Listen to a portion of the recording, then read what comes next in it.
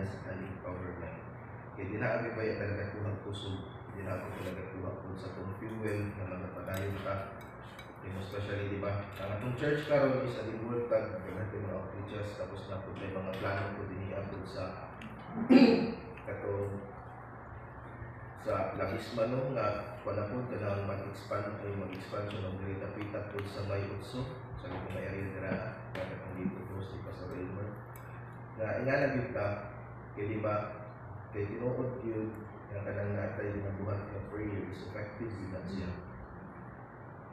at ang natin pag-abot tapos dapat mapag-ingon mga dapat we are persistent and dedicated na dili yun siya imong galing na on and off ang ato ang pag-ampo. Dapat natin siya kanang magiging mga persistent na consistent ang ikuan. Sa tagsa po na po ang kinabuhi, hindi lang po din sa po at church, sa matag sa pulis, di ba? Lagi tayo mga tayo mga problema, mga suliran, tayo mga itawag the adversity of life. Diba, nga ito din alam kay pag once you are in trouble, pag once you are in problem, pag once you are in deep trial, diba ito pilot dito sa tuwang tuto, diba?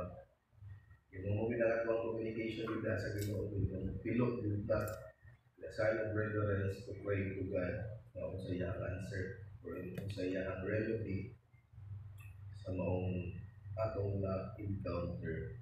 Itong first point na dapat yun, we are devoted to one, devotion to prayer. Dapat we are persistent. Ang key point na we are persistent and dedicated. Marami nato ang one, marami nato ang once we are persistent and dedicated, we are seeking guidance of God. Or atong itawag na, we are totally dependent sa Ginoo.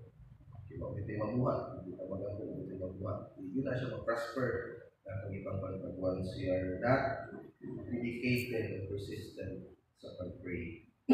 The second point is in the same verse of Jacob is shall be being watchful or watchfulness in prayer. Being watchful.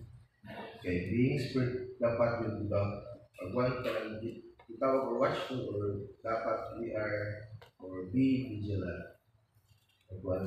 Being spiritually alert and aware of opportunities to share the gospel. Prayer help us stay sensitive to the Holy Spirit, leading and the needs of those around us. Dapat watchful or vigilant ka na ikuan ganit. Pag once there is an opportunity na makashare ka, di ba? Makon dito ko na sa akin, dito ko na mag-bless dito ko na sa uban, makadungod ba? Kaya example na lang galing murag. Pila lang ka minute galing.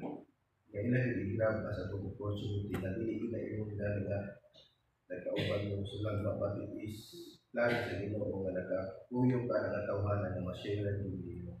Nga lang yung pinagkita, murag itagong sa kuwan pa nato, kung sa mga inyong patraw na ito kung mga hinagiban or natay radar ba pag ano uy na yung opportunity at tumatid nila dapat i-watch po ka kaysa ka na pamagi kung dili kita yung nga attract ka na mga ginoo kung dapat watchfulness in prayer pray ka